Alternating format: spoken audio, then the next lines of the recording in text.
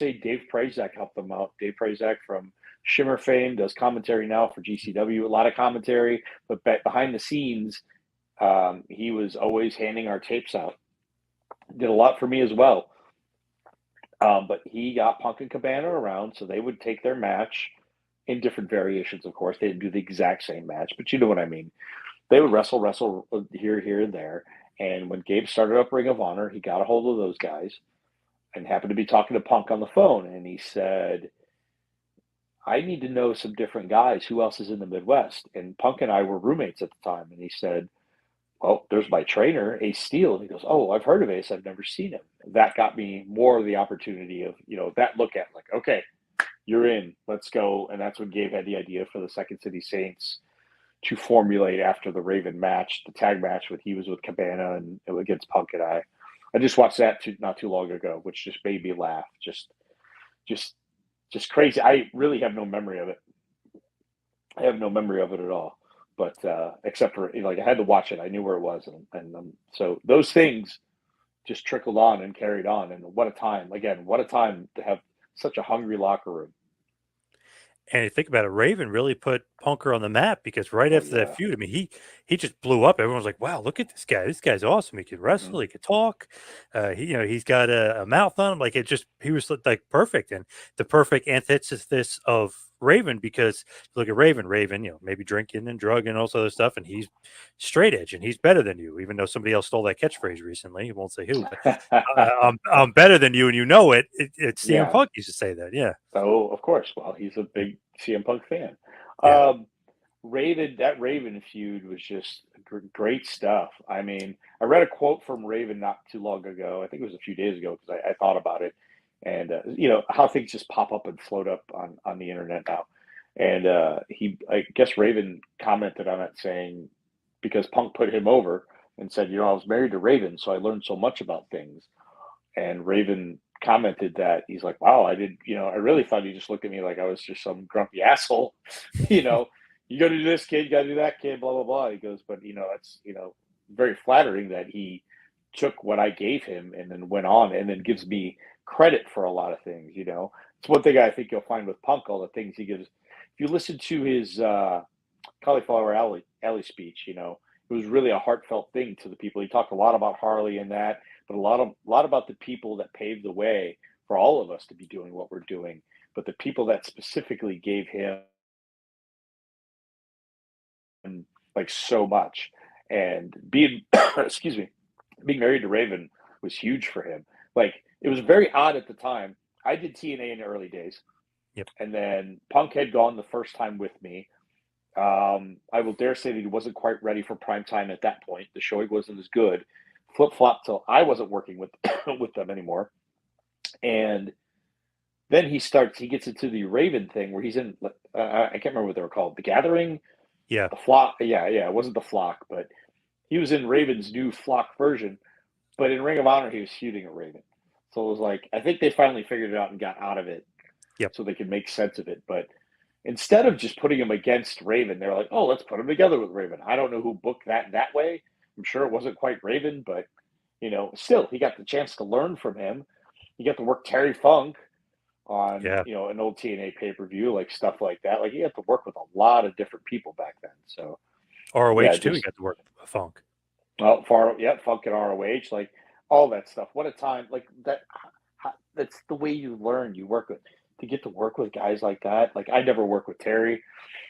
I never worked with Funk, working with Raven, but you listen, you hear things. Okay, I do this, I do that.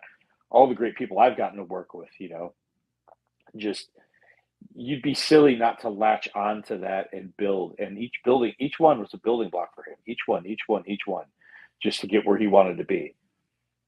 Does Punk give you credit though? Because that's awesome for your resume. Hey, by the way, I'm a trainer. I also train one of the most popular guys, especially one of the most popular guys of the 2000s. He does 100%. He does. He certainly did in his cauliflower speech. Um, we've be we're more buddies. We've just always been friends because as a coach back then, I wasn't in coach mode. Not now. We're like I see somebody from the performance center, like, oh, coach, like he doesn't call me coach. Like it just never was that way. But we were always. I've never had that demeanor about me, and I still kind of don't. Like I am your coach. No, he gives me a lot of credit. Always has. I mean, he gives me credit by just working and the things that are. It's the not. I always call it the unsolicited compliment. Like I'm not asking for it, and the back in the day, he just sent me a thanks for trading me when he's winning a world title. Stuff like that, like just insider stuff. That's way a long time ago, but Right. but now the credit for like things when we got to work together in the AEW days, just to finish up and do stuff and just look and just to shake hands and go, man, we made some good stuff tonight. As a producer for him, and he's always, he's not so big that he doesn't ask for ideas from everybody. You know, he turns around and says, "What do you think of this? Do you like this? Throw me an idea." And he might take it and use it, or he might not. It really depends. But no, yeah, he's given me so much credit.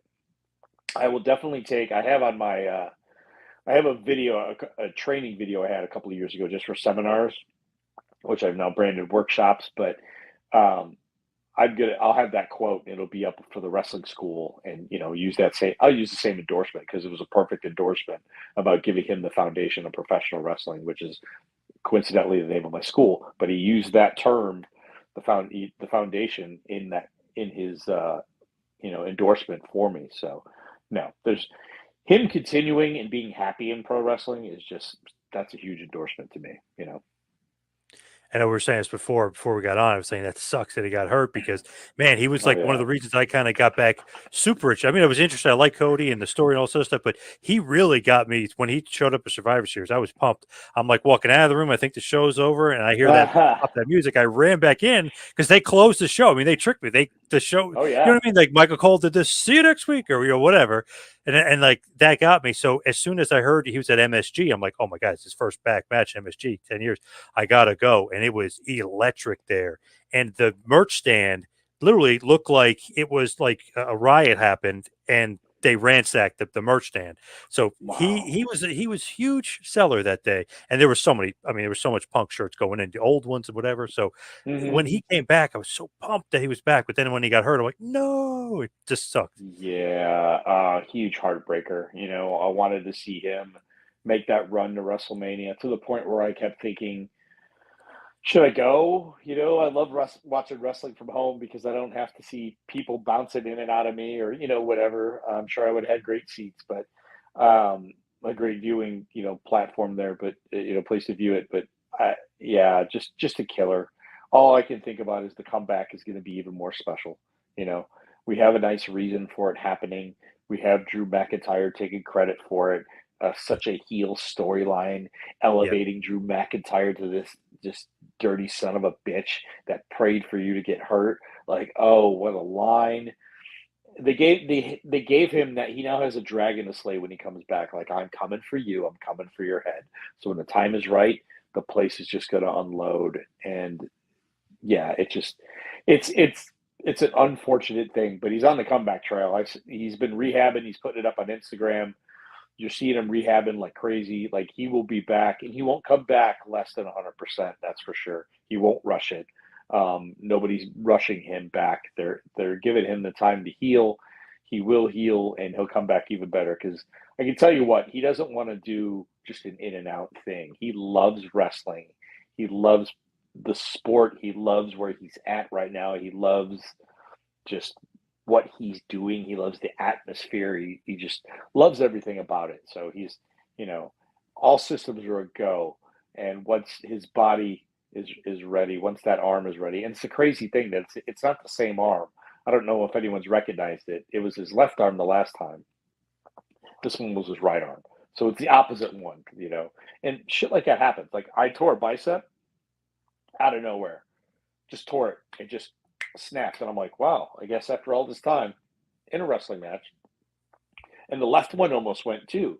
Like you got it, just somebody pulled on it, and I'm like, holy cow! Like we've got to, just our bodies, the wear and tear. And mind you, I haven't taken near the amount of bumps he's taken over the years. Um, but yeah, just unfortunate, but he'll be back. I'm excited for the comeback. Me too. DM Hunk, as he's calling himself now, McIntyre. He's in trouble when Punker comes back. Yeah, just I don't know. McIntyre just doing a great job with it because even when Punk came out with the sling on, I thought that was great old school stuff. He stomped on the arm that was injured. Yes, yes. Everyone gasped, like, man, that's just perfect old school Hmm. storytelling. I love that stuff. It still works. It still Yes. works. Yep.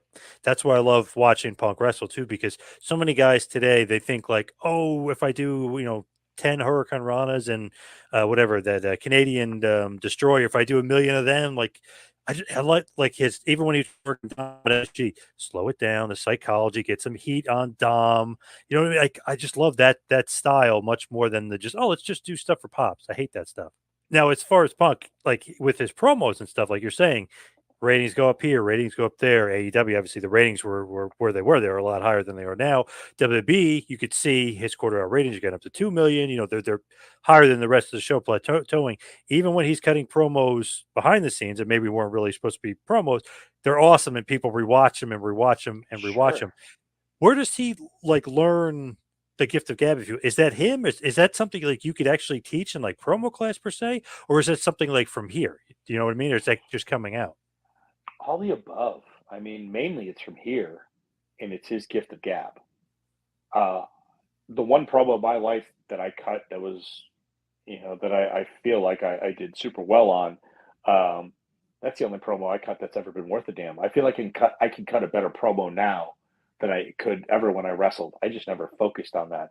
That's always been in him.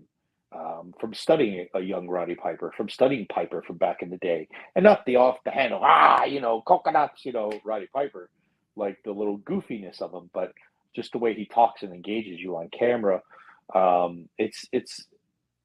It's him 100% because he can talk to you with conviction. He can speak to you, and it's a little bit of, dare I say, when Jake Roberts would just talk to you and he can look through Mm, the camera at you. yep.